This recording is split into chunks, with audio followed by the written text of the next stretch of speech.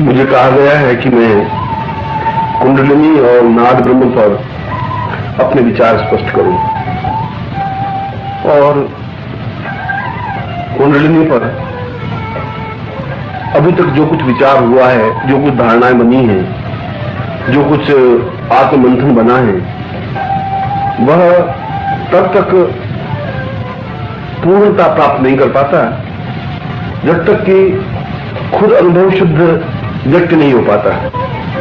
और मैं अपना प्रवचन कुल कुंडलिनी के ध्यान के साथ प्रारंभ कर रहा हूं, क्योंकि कुंडलिनी अपने आप में एक महाशक्ति है, एक चेतना है, शरीर के समस्त अणुओं को जागृत करने का एक प्रयत्न है, रोम रोम में एक विद्युत स्फुलिंग भर देने की शक्ति है। इसलिए मैं सबसे पहले उन श्लोकों के साथ अपने प्रवचन को प्रारंभ कर रहा हूं जिसको कुल कुंडलिनी ध्यान कहा गया है। पूर्वै सतां वै परिपूर्ण सिंधुं ज्ञानैव रूपं मतरं मतैव दीर्घोवतां पूर्वमदैव रूपं कुंडलिनी वै सहितं प्रणम्यं। मेरा जीवन जड़ है, मेरा जीवन चेतनाहीन है, मेरे जीवन में किसी प्रकार की स्फुलिंग नहीं है, मेरे जीवन में किसी प्रकार की चेतना नहीं है, एक प्रकार से पत्थर के ढोंके की तरह है।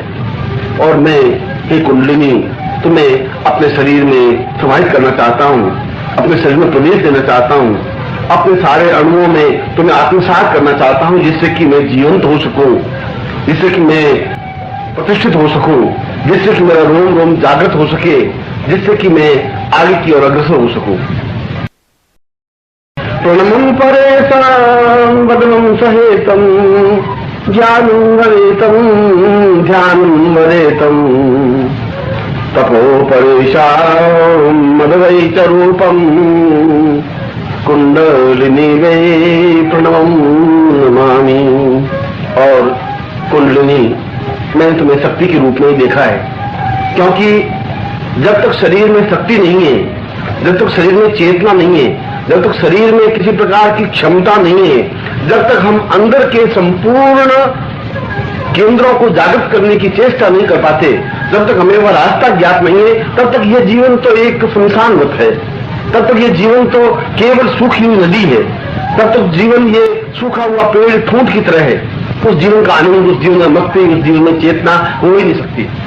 और इसीलिए मैं चाहता हूं कि मैं एक लाश की तरह जीवन को ढोऊं नहीं। मैं नहीं चाहता हूं कि मैं मृत्यु की ओर बढ़ने की क्रिया की तरफ अग्रसर हूं। मैं चाहता हूं कि मेरा प्रत्येक रोम रोम अणु अणु जागृत हो सके, चेतना युक्त हो, प्राण युक्त हो सके। और यह तब हो सकता है जब आप एक शक्ति के रूप में मेरे पूरे शरीर में स्थापित हो सको। गुरुवै सतां पूर्वमदैव रूपं प्राणो मनोचेतनवोर्वदेवम् आत्मं सतां पूर्वमदैव रूपं कुंडलिनी वै प्रणमं नमामि। मां कुंडलिनी, आप में और गुरु में कोई अंतर नहीं है। गुरु को ही कुंडलिनी कहा गया है, कुंडलिनी को ही गुरु कहा गया है, क्योंकि गुरु का भी यही कार्य है कि शिष्य के समस्त चेतना केंद्रों को जागृत करे, शरीर के रोम रोम को जागृत करे, शरीर की रस नाड़ियों में उत्तेजना, एक तेज, एक ओजस्विता, एक प्रवाह भर सके। और वह कुंडलिनी मां के द्वारा भी संभव है। मगर मैं आपको जानता नहीं, मैं आपसे परिचित नहीं, मैंने कभी आपको देखा नहीं, मगर मैंने गुरु को देखा है। मैं गुरु के चरणों में बैठा हूं, इसलिए मैं आपको प्राप्त करने से पूर्व गुरु के चरणों में प्रणाम करता हूं और उनसे मैं प्रार्थना करता हूं कि आपको पूर्ण शक्ति के रूप में मेरे शरीर में समाहित करे, जिससे कि मैं मनुष्य जीवन की पूर्णता को प्राप्त कर सकूं, अनुभव कर सकूं। दिव्यौषते पूर्वमदैव रूपं ज्ञानं च चेतं ततं सदैवम् आत्मोर्वतां पूर्वमदेव रूपम कुंडलिनी प्रणवम नमामि। आप ही एक ऐसी शक्ति है जो मुझे पशु जीवन से देवत्व जीवन की ओर अग्रसर कर सकती है। आप ही वह ऐसी शक्ति है जो मेरे अंदर के अंतर मन को जागृत कर सकती है। केवल मात्र आप ही ऐसी शक्ति है जो मेरे प्राणों में चेतना पैदा कर सकती है। और सही रूप में कहूं तो केवल आप ही वह शक्ति है जो मुझे अमृत्यु की ओर अग्रसर कर सकती है, अमृत में अग्रसर कर सकती है, मेरे अमृत कुंड को जागृत कर सकती है, मेरे सारे शरीर को चेतनायुक्त बना सकती है, मुझे ऊर्ध्वमुखी बना सकती है, मुझे जीवन में चेतना, प्राण, सचेतनता और श्रेष्ठता और पवित्रता और दिव्यता दे सकती है। इसलिए मैं आपको प्रणाम करता हूं। वीरवावतां वै सहितं सदैवं ज्ञानं च रूपं ब्रह्म स्वरूपं गुरुर्वै सतां कुंडलिनी वै प्रणम्यं कुंडलिनी वै प्रणमं नमामि। मैं अपने गुरु को पूर्ण श्रद्धायुक्त प्रणाम करके उन्हें अपने प्राणों में स्थापित करता हूँ। मैं प्रयत्न करता हूँ कि वे सहस्र दल कमल पर स्थापित हों। मैं प्रयत्न करता हूं कि वे मेरे रोम रोम में, रक्त की बूंद बूंद में ध्यानस्थ हों। मैं चाहता हूं कि गुरुदेव ही मेरा शरीर बन जाए, मेरे प्राण बन जाए, मेरी चेतना बन जाए, मेरी सब कुछ क्रियात्मक पक्ष बन जाए। और जब ऐसा होगा तो आप तो स्वयं गुरु की शक्ति है। जब देखा जाए तो उस गुरु की चेतना आप हैं। जब देखा जाए तो आप गुरु के अधीन हैं। आपके ऊपर गुरु हावी है, श्रेष्ठ है, पूर्ण है, पवित्र है। इसीलिए जो ही मैं गुरु को स्थापित करता हूं, आप स्वयं शक्ति रूप में अपने आप में मेरे हृदय में स्थापित हो सकेंगी और मेरे मूलाधार से सहस्रार्थ की पूर्ण यात्रा हो सकेगी, जिसके माध्यम से मैं अपने शरीर को पूर्णता की ओर अग्रसर कर सकूंगा। कुल कुंडलिनी के इस ध्यान में कई बातें स्पष्ट हो सकी। पहली बात तो यह कि कुंडलिनी एक ऐसी शक्ति है जो कि मनुष्य जीवन के अनंत पथ की एक सहगामिनी यात्री है। इसमें कोई दौरानी मनुष्य जन्म लेता है और निरंतर गतिशील होता हुआ मृत्यु की ओर अग्रसर होता है। मगर मृत्यु की ओर अग्रसर होना उसका अधः पतन है, गिरना है, समाप्त होना है। और जीवन की पूर्णता की ओर अग्रसर होना जीवन की श्रेष्ठता है, पवित्रता है, दिव्यता है। मगर ये किस प्रकार से संभव हो, यह कैसे संभव हो सकता है? उसके लिए इस ध्यान में जहां कुंडलिनी शक्ति को अपने शरीर में समाहित होने के लिए प्रार्थना की गई है, वहां पर भी वह साधक यह भी स्पष्ट करता है कि आपकी शक्ति, इस कुंडलिनी शक्ति केवल गुरु के माध्यम से ही प्राप्त हो सकती है, क्योंकि गुरु ही शक्ति है, गुरु ही कुंडलिनी है, गुरु का ध्यान ही कुंडलिनी का ध्यान है, गुरु की धारणा ही कुंडलिनी का धारणा है, गुरु को स्थापित करना ही कुंडलिनी को स्थापन करना है। मगर क्या हम कुंडलिनी को समझ पा सके हैं? क्या हम कुंडलिनी की क्रियात्मक पक्ष समझ सके हैं? आज तक जो कुछ चेतना विवेचना की है, आज तक कुंडलिनी के बारे में जिन्होंने जो कुछ कहा है, मैं ऐसा सोचता हूं कि शायद उन्होंने अच्छी तरह से कुंडलिनी को समझा नहीं। अधिकांश लोगों ने कुंडलिनी को देखा ही नहीं, अनुभव ही नहीं किया। उन्होंने केवल सुनी बातों पर पोथे लिख दिए। उन्होंने उसको अनुभव नहीं किया, परखा नहीं, अपने शरीर में समाहित नहीं किया, उस शक्ति की तेजस्विता को अनुभव नहीं किया। और इसलिए अनुभव नहीं किया कि कुंडलिनी शक्ति अपने आप में एक तीव्रतम शक्ति है, एक विस्फोट है। विस्फोट ऐसा कि मृत शरीर को पूर्णता की ओर उछाल देने की क्रिया, या उछाल देने की क्रिया सामान्य क्रिया नहीं होती, जब ठीक अणुबम की तरह होती है, जो एक क्षण में वह अणुबम फट करके प्रलय मचा देता है, तूफान ला देता है, अपने जीवन को एक चेतनायुक्त बना देता है। और यह शरीर एक हाड़ मांस का, मिट्टी का लौंडा है। यह शरीर अपने आप में चेतनाहीन है। प्राण तो है, यह शरीर गतिशील तो है, यह शरीर उम्र के साथ साथ आगे तो बढ़ रहा है, मगर इसमें किसी प्रकार की चेतना नहीं है, प्राण नहीं है, स्पंदन नहीं है। इस शरीर में कोई स्फुरण नहीं है, इस शरीर में किसी प्रकार की शक्ति नहीं है। यह केवल एक और संतान पैदा कर सकती है, यह केवल सुख दुख का अनुभव कर सकती है, यह हंस कर सकती है, रो सकती है, मगर ऊर्ध्वमुखी नहीं बन सकती, ऊंचाई की ओर अग्रसर नहीं हो सकती, उस ब्रह्म से साक्षात्कार नहीं कर सकती।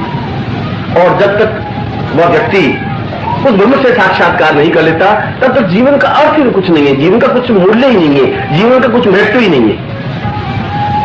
और मैं स्पष्ट शब्दों में कहूं तो ये जन्म लेना अपने आप में कोई अनहोनी घटना नहीं है। जन्म तो एक सामान्य साधारण क्रिया है, एक स्त्री पुरुष का संगम स्थल है। इसलिए जन्म लेना कोई विस्फोटक क्रिया नहीं है। उम्र के साथ बढ़ना भी कोई विस्फोटक स्थिति नहीं है, कोई चेतना युक्त स्थिति नहीं है। चेतना युक्त स्थिति यह है कि हम अपने जीवन को पूर्णतः विस्फुलिंग बना दें, अंगारे की तरह बना दें। इसलिए बना दें कि शरीर में मल मूत्र छल झूठ कपट असत्य व्यभिचार के अलावा कुछ है ही नहीं। हम केवल एक सामान्य मनुष्य बनकर के रह गए। हम केवल एक दूसरे प्रकार के मनुष्य को पैदा करने की योग्यता के अलावा हमारे पास कोई योग्यता नहीं है। हम इस बात का विज्ञान नहीं, हम किस क्षण में जी रहे हैं। हम इस बात का विज्ञान नहीं है कि काल क्या है। हम इस बात का विज्ञान नहीं है कि हम इससे पहले कहां जन्म ले चुके हैं, हमारा पूर्ण जीवन क्या है, हम किस प्रकार के जीवन को जी चुके हैं। और हमें यह भी ज्ञात नहीं है कि कल क्या होगा, एक क्षण के बाद क्या होगा। जिस सूत्रधार को, जिस मनुष्य को पिछली कड़ी का ज्ञान नहीं है, अगले क्षण का ज्ञान नहीं है, वह जीवन नहीं हो सकता। वह एक फेंका गया पत्थर है जो कहीं भी गिर सकता है, और यह काल के द्वारा एक फेंका गया पत्थर है मनुष्य। ऐसा मनुष्य की कोई नियति नहीं होती, ऐसे मनुष्य का कोई लक्ष्य नहीं होता, ऐसे मनुष्य के जीवन की कोई चिंतन नहीं बन सकता। और इसीलिए हमारे शास्त्रों में, इसलिए हमारे योगियों ने, इसलिए हमारे महर्षियों ने जोर देकर एक ही बात कही है कि यदि जीवन में बहुत कुछ प्राप्त करना है, यदि जीवन में सत्य का साक्षात्कार करना है, यदि जीवन का आनंद अनुभव करना है, यदि जीवन को उस ब्रह्म से पूर्णता की ओर अग्रसर करना है, और यदि आत्मा और परमात्मा का मिलन करना है, तो उसके लिए केवल एकमात्र उपाय कुंडलिनी जागृत करना है। पर क्या सामान्य आदमी कुंडलिनी जागृत कर सकता है? मैं सोचता हूं कि नहीं कर सकता। मेरा चिंतन है कि नहीं कर सकता। यह संभव नहीं है। इसलिए संभव नहीं है कि जब तक वह अंदर प्रवेश करने की क्रिया नहीं जानता, तब कुंडलिनी को पहचान भी नहीं सकता। उस कुंडलिनी को पहचानने की जरूरत है, उस कुंडलिनी को चीनने की जरूरत है, उस कुंडलिनी का एहसास करने की जरूरत है। क्योंकि कुंडलिनी बाह्य शरीर नहीं है। बाह्य शरीर का हमारा हाथ है, पांव है, आंख, नाक, कान और केश और चेहरा और त्वचा और सीना और वक्षस्थल, ये सब कुछ है। ये शरीर है। इस शरीर के भीतर एक और शरीर है। उस भीतरी शरीर के सातों तत्वों को मिलाकर के जो स्थिति बनी है, उसको कुंडलिनी कहते हैं। इसका तात्पर्य हुआ कि जीवन के अनंत पथ में 7 पड़ाव है, और जीवन का तात्पर्य है जन्म से लगाकर मृत्यु। या दूसरे शब्दों में कहूं तो जीवन का प्रारंभ उस क्षण से प्रारंभ होता है जब हम गुरु से दीक्षा प्राप्त करके उनके चरणों में बैठते हैं। वहां से पहला क्षण जीवन का प्रारंभ होता है। और जिस क्षण हम उस ब्रह्म में लीन हो जाने की क्रिया सीख लेते हैं, अखंड समाधि में हो जाते हैं, वह जीवन का अंतिम क्षण है। इसलिए उस मनुष्य की यात्रा जन्म से मृत्यु की तरफ की जीवन को यात्रा नहीं कहते हैं। वह जीवन की यात्रा तो एक मनुष्य की यात्रा है। वह जीवन की एक साधारण सी घटना की यात्रा है। जीवन की मूल यात्रा अंतर चेतना में, अंतर मन में प्रवेश करने की क्रिया है, अंदर उतरने की क्रिया है, अपने आप को पहचानने की क्रिया है। क्योंकि सारे शास्त्रों ने एक ही स्वर में एक ही बात स्पष्ट की है कि बाहर कोई ब्रह्मांड नहीं है, बाहर कोई लोक नहीं है। जो कुछ है वह शरीर के अंदर समाहित है। जो कुछ है इस बाहरी शरीर के भीतर, जो कुछ 7 शरीर है, उन शरीरों को पहचानने की क्रिया है। ये जीवन के 7 शरीर, ये जीवन के 7 द्वार है, और इनमें से प्रत्येक द्वार से गुजरना आवश्यक है। प्रत्येक द्वार से आगे बढ़ने की क्रिया है, प्रत्येक द्वार को पहचानने की क्रिया है। क्योंकि प्रत्येक द्वार का अपना एक महत्व है, प्रत्येक द्वार का अपना एक लक्ष्य है, प्रत्येक द्वार का अपना एक पहचान है। और जब तक हम उस पहचान को, उस लक्ष्य को, उस चिंतन को, उस विचार को पहचानेंगे नहीं, जानेंगे नहीं, तब तक उस जीवन के आनंद को प्राप्त भी नहीं कर सकेगी। और यदि हम जीवन के आनंद को प्राप्त नहीं कर सकते, तो उस कुंडलिनी के भी आनंद को नहीं ले सकते, उस ब्रह्म को साक्षात्कार भी नहीं कर सकते। और यदि सही रूप में कहा जाए तो जीवन की सर्वोच्चता अपने आप को ब्रह्ममय कर देने में है। बूंद समुद्र से निकलती है और वह बूंद भाप बनकर के ऊपर उठती है, ऊपर उठ करके एक बादल बन जाती है, बादल बनकर के हिमालय से टकराती है, पहाड़ से टकराती है, और पहाड़ से टकराती वापस बूंद बन जाती है। मगर वह बूंद बनते ही अपनी यात्रा प्रारंभ करती है और वेग के साथ बहती हुई समुद्र में विलीन हो जाती है। ये अपने आप में संपूर्ण क्रिया है, एक संपूर्ण परिवर्तन है, क्योंकि उस महासमुद्र में से निकली हुई एक बूंद उस महासमुद्र में विलीन हो जाती है। ठीक इसी प्रकार मनुष्य उस महान ब्रह्म से निकली हुई एक बूंद है, उस महासमुद्र में से, उस महाब्रह्म में से, जिसको हमने ब्रह्म कहा है, जिसको हमने नेति कहा है, जिसको हमने जीवन कहा है, जिसको हमने ईश्वर कहा है, जिसको हमने प्राणिक चेतना कहा है, उस प्राणिक चेतना का एक अंग है, एक अंश है। और वह अंश मल मूत्र छल झूठ से लिप्त है। उसको शुद्ध करना और बिना शुद्ध किए उसको खुद को एहसास नहीं होगा कि मुझे कहां जाना है, क्योंकि जिस ब्रह्म से वो अलग हुआ है उस ब्रह्म में वापस लीन हो जाने की क्रिया ही जीवन है, और उस ब्रह्म से निकल करके निकलना एक क्रिया है, एक विस्फोट है, एक जन्म है, और वहां से निकल करके उन सातों द्वारों को पार करता हुआ जब अंतिम द्वार पे पहुंचता है तो वापस पुनः ब्रह्म में लीन हो जाता है। जिस प्रकार से नदी बहुत तेजी के साथ बहती हुई, बहुत तेजी के साथ पछाड़ खाती हुई, बहुत तेजी के साथ पेड़ों को उखाड़ती हुई, गांवों को बहाती हुई जो समुद्र में विलीन हो जाती है, तो असीम आनंद की अनुभूति हो जाती है, असीम शांति से एहसास होने लग जाती है, क्योंकि वह सब कुछ प्राप्त कर लेती है जो कुछ की इच्छा होती है, लालसा होती है, अभिष्ट होता है।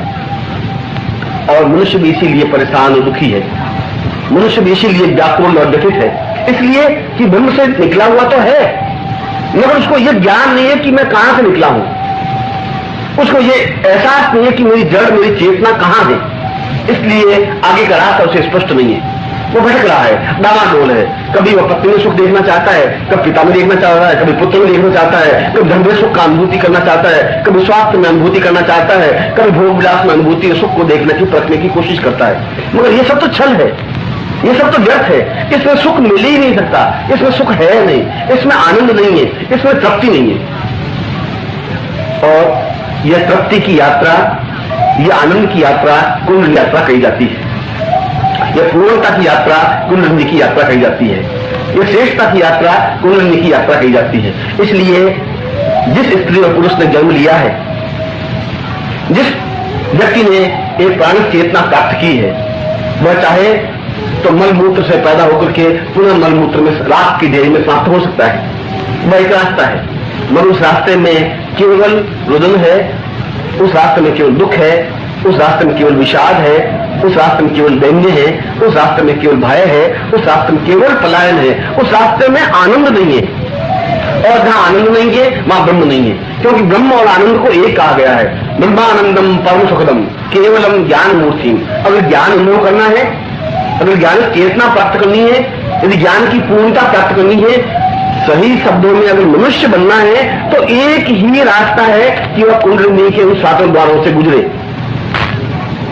और इन सातों द्वारों से गुजरने की क्रिया में केवल एकमात्र गुरु ही साक्षीभूत हो सकता है, केवल एकमात्र गुरु ही सहायक हो सकता है। क्यों कि गुरु ने इस कुंडलिनी को जागृत किया है, क्योंकि गुरु उन सातों द्वारों से गुजरा है, क्योंकि गुरु स्वयं ब्रह्ममय बन सका है, इसलिए कि उसने कुंडलिनी के आनंद को अनुभव किया है, इसलिए कि कुंडलिनी के सातों द्वारों को पार करके उस ब्रह्म से साक्षात्कार कर सका है, क्योंकि उसने बहते हुए झरते हुए उस अमृत के आनंद को अनुभव किया है, सका है।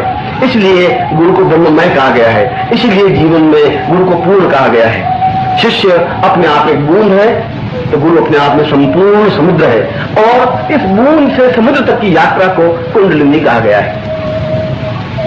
इसका तात्पर्य यह हुआ कि जीवन में पूर्णता देवी देवताओं की साधना से संभव नहीं है, जीवन में पूर्णता किसी मंत्र जप से भी संभव नहीं है, जीवन की पूर्णता किसी प्रकार के समाधि अनुष्ठान से संभव नहीं है, क्योंकि जब तक तुम्हारा शरीर जड़ है, जब तक तुम्हारे शरीर में चेतना है ही नहीं, जब तक तुम्हारे शरीर में प्राण तत्व नहीं है, जब तक तुम्हारा अंदर का शरीर विकसित हुआ ही नहीं है, जब तक तुम्हारे अंदर के शरीर में विस्फोट ही नहीं हुआ है, तब तक तो अंदर जो कुछ कचरा है, जो कुछ गंदगी है, जो कुछ मैल है, जो कुछ छल है, वह समाप्त हुआ ही नहीं। और जब तक तुम समाप्त नहीं हुआ तब तक अंदर देख करके उस शरीर को हम पहचान ही नहीं सकते। जिस प्रकार से एक दर्पण, और अगर उसके ऊपर धूल पड़ी हुई है और हम चेहरा उस दर्पण में देखना चाहें, तो यह संभव नहीं है कि उस दर्पण में हम अपने असली स्वरूप को, असली चेहरे को देख सकें, पहचान सकें। हम नहीं पहचान सकेंगे, क्योंकि उस दर्पण में धूल पड़ी हुई है। उस धूल को सबसे पहले पहुंचना जरूरी है। ये पहुंचने की क्रिया गुरु की शिष्यता है, गुरु की दीक्षा है, और जो ही पहुंचा जाता है उस व्यक्ति को अपना चेहरा दिखाई देने लगता है। मगर क्या वह जो कांच में, जो दर्पण में चेहरा दिखाई दे जाता है वह स्वयं है? नहीं, वह उसका प्रतिबिंब है, वह उसकी परछाई है, वह स्वयं नहीं है। वह स्वयं तो अपने आप के अंदर घुसने की प्रवृत्ति है, क्रिया है, परिणाम है, और यह अंदर के शरीर को पहचानने, अंदर बढ़ने और अंदर को स्थित होने की क्रिया को कुंडलिनी कहा जाता है। इसलिए मानव जीवन का पहला धर्म, पहला कर्तव्य, पहली चेतना, पहली क्रिया कुंडलिनी के सातों द्वारों में से गुजरने की क्रिया है।